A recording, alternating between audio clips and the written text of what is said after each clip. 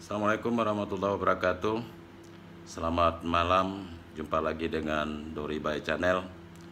Malam hari ini sengaja saya bertandang ke rumah Pak Sekda Kabupaten Muara Jambi, Bapak Muhammad Arif Fadil. Fadil Arif, sorry Pak Sekda. Beliau ini salah satu bakal calon Bupati Kabupaten Batanghari yang sebentar lagi akan ikut bertarung pada tanggal 23 September 2020. Dan beliau juga termasuk salah satu kandidat yang cukup diperhitungkan dan punya popularitas yang cukup tinggi. Usia masih muda, jabatan sekarang sebagai Sekretaris Daerah Pemerintah Kabupaten Muara Jambi. Sengaja kita berbincang pada malam hari ini, ringan, serius dan santai Pak Sekda. Ya, siap. Iya, santai saja, kita tidak terlalu perlu tergopoh-gopoh. Yang penting masyarakat kita bisa tahu sosok Pak Fadil ini seperti apa sebenarnya gitu kan. Karena beliau masih sangat muda sekali dan hal terpenting adalah beliau cukup punya keberanian yang luar biasa. Usia masih muda, jabatan sekarang sudah Sekda, jabatan tertinggi di pemerintah kabupaten, dan kabarnya juga calon wakil beliau ini juga Sekda di Kabupaten Batanghari. Nah, dua ASN ini tentu punya resiko yang amat tinggi dalam mengikuti ajang perebutan jabatan di jabatan politik praktis ini gitu kan.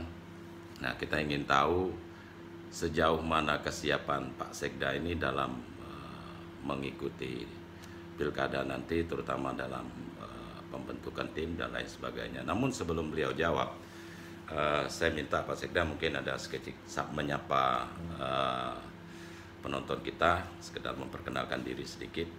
Silakan Pak Sekda. Bismillahirrahmanirrahim. Assalamualaikum warahmatullahi wabarakatuh. Salam. Saya Muhammad Arif, Sekda Kabupaten Muara Jambi.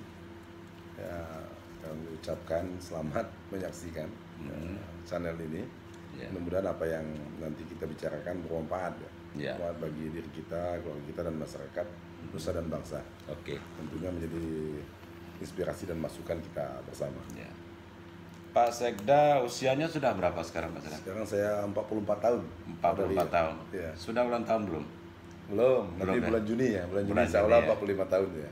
Alhamdulillah, sehat ya? Sehat, alhamdulillah. Sehat, jadi sudah siap untuk ikut bertarung ini? Ya, harus siap. Ya. Pertanyaan pertama Pak Sekda, siap mundur berarti kan? Ya, menjadi ASN? Karena regulasi mengatur begitu. Jadi setiap kita mengikuti kontestasi politik, ya di PKPU juga diatur bahwa kita harus berhenti ya pada saat nanti akan ditetapkan sebagai calon. Kecuali jabatan politis sebagai bupati ya, cukup cuti ya? Cukup cuti, oke. Berarti itu resiko yang cukup besar dengan keberanian luar biasa gitu kan. Karena mundur dan nanti kalah. Nah ini kalau andai kata ini kita berandai-andai dulu. Kalau menang ya itu sudah pasti tujuan kita. Andai kalah mau jadi apa nanti itu? Ya pasti ya. Kalau mau jadi petani nampaknya tidak cocok. Tidak mungkin ya. Mungkin dengan usia ini tidak mungkin apa mau kerjakan kita lagi. Jadi kita sudah istiqomah ya. Istiqomah bahwa pada saat kita bantu setir dari jabatan karir PNS masuk ke dunia publik ya harus masuk politik. Ya, makanya nanti mungkin kita akan bergabung dengan partai politik ya. Ya, menang kalah juga harus bergabung. Karena sudah kita mengabdikan diri kita mengusahakan untuk bermanfaat pada orang lain lewat jalur politik. Siap jadi politisi. Iya. Bergabung di partai. Iya. Belum tahu partai apa atau partai yang akan mengusung kita nanti? Ya, pasti di antara partai yang mengusung kita nanti. Sudah ada perjanjian begitu biasanya. Oke. Sudah siap belum tim kita? Ya, saat ini sudah dibentuk tim ya dari tingkat kabupaten ke tingkat kecamatan sampai ke desa. Nah, tapi memang belum komplit ya, komplit karena kemarin kita masih disibukkan dengan sosialisasi dan urusan usungan partai. Alhamdulillah saat ini kita sudah cukup 2 partai, syarat 7 kursi sekarang jadi 8 kursi. Jadi kita tinggal nunggu waktunya untuk melakukan pendaftaran. Nah, sekarang kita konsen pembentukan tim. Sampai ke desa-desa. Ya, sambil jalan kita tetap sosialisasi kan. Kita inginnya dalam hajatan ini bukan hanya sebagai kontestan ya, kita pengen juga memberikan pelajaran politik, pelajaran demokrasi kepada masyarakat. Bahwa bagaimana pilkada ini tidak merusak silaturahmi. Iya, iya. Kemudian masyarakat bisa memilih pemimpinnya dengan cukup kenal, tahu bagaimana minat dan kemampuan pemimpinnya. Nah, jadi tidak hanya sekedar kita pengen memenangkan pertarungan ini, tapi ada nilai lain yang kita pengen tanamkan dalam kesempatan pilkada ini, yaitu demokrasi yang baik dan bagaimana masyarakat mendapat pemimpin terbaik, pemimpin yang peduli dan ingat dengan rakyatnya. Kita tahu bahwa pilkada ini di mana-mana cukup menghabiskan banyak biaya. Boleh tahu Pak Sekda udah siap belum ini? Ya, kita biasa ya, karena kita di birokrasi. Karena Pak Sekda kan backgroundnya bukan pengusaha. Kalau pengusaha kan banyak duit. Pasti ya. Tapi soal banyak duit itu relatif ya. Relatif. Jadi mungkin kos politik tetap pasti tinggi. Kos politik pasti ada lah. Cuma kita harus bedakan antara kos politik dengan money politik ya. Kalau kos politik itu wajib lah, wajib semua orang harus punya begitu. Kalau saya sampaikan tadi bahwa kos itu relatif. Bisa saja uang 1 juta dipadori berharga dengan saya tidak. Bisa juga sebaliknya. Nah, jadi calon itu biayanya beda-beda. Nah, jadi saya ini karena kebetulan berasal dari organisasi, baik organisasi pemerintah maupun non pemerintah, kita biasa bergerak itu sebelum melangkah, kita buat perencanaan dan penganggaran. Dan saya hitung ya cukup lah. Cukup sumber daya saya bersama keluarga saya, bersama teman saya untuk mengikuti kontestasi ini. Tapi mungkin orang lain menghitungnya tidak cukup, atau ada orang lain menghitungnya berlebih. Tapi menurut saya cukup ya. Cukup karena dengan hal-hal yang kita lakukan ini bisa kita anggap cukup membiayai kita. Ya kalau secara dari pribadi ya nggak mungkin lah. Ya saya kebetulan ya nasib baik lah, ada istri berusaha, saudara juga begitu ya. Ada teman-teman ya. Membantu ya. Karena kan agama kita ngajarkan bahwa silaturahmi yang baik, pergaulan kita yang baik, itu kan memudahkan urusan kita kan, memudahkan rezeki kita, dan saya sangat merasakan itu. Jadi bagaimana ada sebagian ongkos-ongkos yang sudah bisa berjalan dengan baik ya. Dukungan terus mengalir sampai sekarang. Alhamdulillah ya. Banyak malam ini dah datang dukungan dari mana-mana. Saya karena masih kerja, masih aktif ya sebagai Sekda Muaro Jambi. Saya Senin sampai Jumatnya pasti full ya di kantor mengabdi untuk Kabupaten Muaro Jambi. Sabtu Minggu saya keliling Kabupaten Betari. Tapi orang mungkin menghitungnya cuma Sabtu Minggu, tapi ternyata setiap hari itu paling tidak ada 2-3 rombongan yang datang ke tempat kediaman saya selepas jam kerja. Walaupun Pak Sekda ada ke sana. Ya, dan ini suatu semangat yang luar biasa ya. Yang sama dengan saya, jauh-jauh dia datang dari dusun-dusun di Betari ke Sengeti, Pak. Dengan ongkos sendiri. Ya, tapi kalau ke sini ya mungkin kita sediakan lah konsumsi seadanya ya. Nah, tapi mereka datang dengan ongkos sendiri dengan semangat. Untuk bagaimana kita merubah kabupaten kita. Ini sebenarnya dorongan besar yang membuat saya maju di pilkada ini. Nah, niat awalnya tidak ada saya. Tidak ada, saya pengen karir saya memang saya habiskan karena saya pensiun masih 16 tahun lagi. Habiskan di PNS ini ya. Tapi ada panggilan begitu, terus saya izin sama istri saya, sama orang tua saya, sama mertua saya. Tadi sampai Pak Dori pengorbanan besar. Saya sampaikan ke orang tua saya, bahwa saya mesti berkorban berhenti dari pegawai karena minta warga untuk ikut mencalonkan diri jadi Bupati Betari. Dijawab sama orang tua saya, kalau untuk kampung halaman kita berhenti pegawai itu bukan pengorbanan besar, hanya pengorbanan kecil, ya kan? Karena setiap kita punya kampung halaman, kita punya kewajiban untuk memajukan kampung halaman kita. Boleh tahu nggak dorongan pertama kali itu datang dari siapa atau memang dari pribadi? Dorong pertama kali datang yang sudah meninggal ya. Dia ada sebuah senior saya di NU ya, Pak almarhum Yazirman. Pak Yazirman. Ya, dia sampai nangis kalau kau Del tidak ikut pilkada ini, kau berdosa. Sebagai orang Matahari tidak memberikan pilihan kepada orang Matahari untuk memilih calon pemimpinnya. Luar biasa. Ya kan. Nah, jadi itu yang pertama, terus dilanjutkan yang kedua banyak pensiunan juga. Ulama yang mendorong saya, terus keluarga ya. Makanya saya beranikan diri untuk izin sama keluarga saya. Ya, kenapa kita tanya begini, Pak Sekda? Pertama usianya masih muda, karir di ASN ini juga masih cukup menjanjikan ke depan, apalagi dengan usia begini sudah jadi Sekda. Lalu mengikuti ini resikonya harus mengundurkan diri. Syukur kalau menang, kalau kalah berarti kan menjadi masyarakat biasa, tapi sudah siap jadi politisi. Dan dari sekian banyak kandidat ini bakal calon yang mencuat ke permukaan di Muaro Jambi, menurut Pak Sekda ini siapa yang paling berat atau paling kuat tantangannya? Saya itu agak unik ya, agak aneh ya. Saya sewaktu berjuang di suatu hal atau suatu lintasan, saya tidak melihat kompetitor saya. Oh gitu. Ya, saya selalu menyatakan saya harus berlomba dengan diri saya. Iya, iya. Nah, sehingga saya tidak pernah memandang musuh saya kuat. Iya. Saya normal saja memandangnya. Kalau saya pengen berhasil, sayanya yang harus kuat. Iya, iya. Nah, jadi makanya selama ini saya sering diserang segala macam hal. Saya dibilang tim saya cukup marah kan. Saya bilang santai saja. Saya selalu tuh berada di track saya sendiri. Nah, dan saya akan amankan track ini supaya tidak dimasuki orang lain. Gitu ya. Nah, jadi mau saya malas bersenggol-senggolan itu, Pak Dori ya. Iya, iya. Tapi dalam rangka kita berjuang ada yang tersenggol ya apa boleh buat. Iya, itu udah pasti. Ya, sudah apa boleh buat. Risiko Dan menurut saya ya begitu, prinsip saya begitu. Tidak ada musuh yang kuat, tidak ada musuh yang lemah. Tapi Tidak bagaimana- takut dengan black campaign? Ya kita sudah ini ya, sudah manjat pohon, ya anginnya pasti kencang ya. Ya black campaign itu bagian dari angin tadi Iya.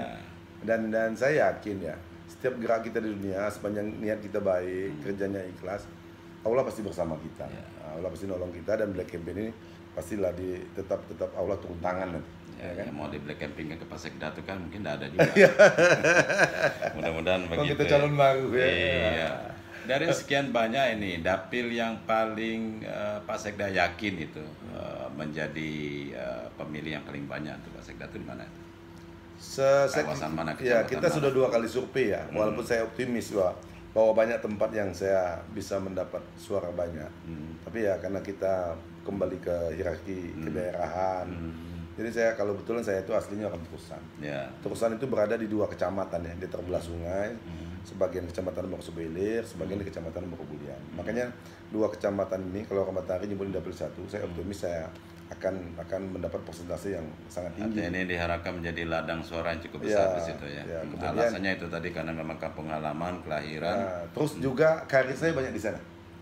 Saya lama jadi camat Mokosubelir, terus jadi kepala dinas di Bulian 2 kali, sempat jadi PLT Sekda. Saya juga kasih di kelurahan di kelurahan Pasar Baru Mokobulian. Tidak sempat jadi sekretaris dinas. Banyak hari-hari saya habis di sana. Saya sampai yakini 2 kecamatan ini menjadi salah satu lumbung suara saya nanti ya. Kemudian ya calon wakil kita berasal dari kecamatan Meksam. Ya, jadi di daerah ini saya yakini juga akan menjadi tempat potensial ya. Di samping kecamatan Bukatan Besi. Karena Ya, Besi ya. itu dekat dengan kampung saya. Kalau dapil yang paling berat, Dapil yang paling berat saat yang ini belum ya. tergarap betul gitu ya. Yang belum tergarap betul saat ini ya Kecamatan Batin 24 ya. Batin 24 Batin 24 itu belum tergarap betul. Kemudian Bejubang juga kita baru masuk ya. baru masuk. Dan di Pemaing juga kita sangat optimis ya.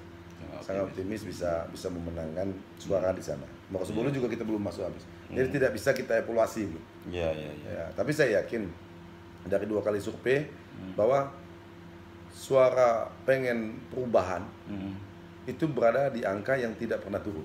Iya, iya, iya. Ya kan? Bahwa sangat tinggi orang Matahari itu pengen berubah. Iya. Berubah dari keadaan yang puluhan tahun ini begini-begini saja. Pak Sekda kan masih muda ini. Artinya untuk mengambil suara atau meraih simpati dari kalangan milenial seperti apa? Yang pertama, anak-anak muda ini kan ini sebenarnya generasi mendatang ya, yang akan menggantikan kita-kita. Bagaimana kita siapkan instrumen-instrumen tertentu yang akan membuat dia menjadi manusia yang baik. Ya, kita sudah sampaikan bahwa salah satu program kita ke depan, bagaimana minat dan bakat anak-anak muda ini kita salurkan. Contohnya? Yang hobi musik, kita akan bikin panggung musik nanti. Iya. Yang hobi seni juga begitu. Yang olahraga juga gitu. Ya. Eventnya harus banyak. Ya. Karena manusia yang hebat itu lahir dari kompetisi. Dia. Tidak bisa dia lahir dari pengajaran saja. Ya. Kemudian kita tahu bahwa pendidikan vokasi kan tidak banyak dulu di Matahari. Saat ini ada pengetahuan umum yang dia dapat selama di sekolah. Ya. Nanti kita harus tambah life skill pemuda ini. Ya, Sehingga nanti dia bisa memasuki pasar kerja. Ya, apa yang dibutuhkan oleh pasar kerja cukup dengan kemampuan atau kompetensi dari anak-anak muda di Kabupaten Matahari. Ya, ya. Sehingga nanti tidak lagi berduyung-duyung, tidak dia beramai-ramai pengen menjadi pegawai honor. Ya kan? Pegawai honor ini juga akan di depan harus kita rubah. Jadi kita akan buat seleksi yang baik karena pegawai kurang, bagaimana menjadi pegawai kontrak yang penghasilannya lebih baik. Oke, Pak Sekda barangkali sudah menyiapkan visi misi. Dari sekian banyak itu program yang paling diunggulkan itu apa yang akan menjadi idolanya nanti gitu kan? Ya, Boleh sebenarnya ada bocorannya sedikit? ya, sebenarnya banyak sih menjadi idola. Tapi yang monumental lah kita anggap kan. Kita tahu bahwa Bulian adalah pusat pemerintahan. Ya. Bagaimana pusat pemerintahan menjadi tempat pelayanan yang baik. Semua sisi, pendidikan, kesehatan, perkantoran, pelayanan-pelayanan umum lainnya. Ini harus kita ubah menjadi baik. Sehingga menjadi tempat yang nyaman untuk orang berurusan. Di situ juga kita karena Bulian ini sepi dan ini dikeluhkan oleh masyarakat, sehingga banyak orang tidak tahu ibu kota Batanghari itu di mana. Ya kan, orang-orang lewat. Kalau Pak Dori dari Tebo kan bingung. Tantangannya memang berat Pak Sekda. Biasanya kalau kabupaten itu posisinya di dekat dengan kota, itu pasti akan sulit berkembang. Dan sampai hari ini ya Batanghari termasuk kabupaten yang relatif sulit untuk berkembang dengan pesat. Padahal ini kan kabupaten yang paling tua di Jambi, sudah 72 tahun. Iya, lebih tua dari Provinsi Jambi. Nah, 72 tahun, tahun 48 kan berdirinya kan. Nah, barangkali untuk Pak Sekda ini sebagai orang muda, nantinya insya Allah mudah-mudahan terpilih, apa yang akan Bapak lakukan?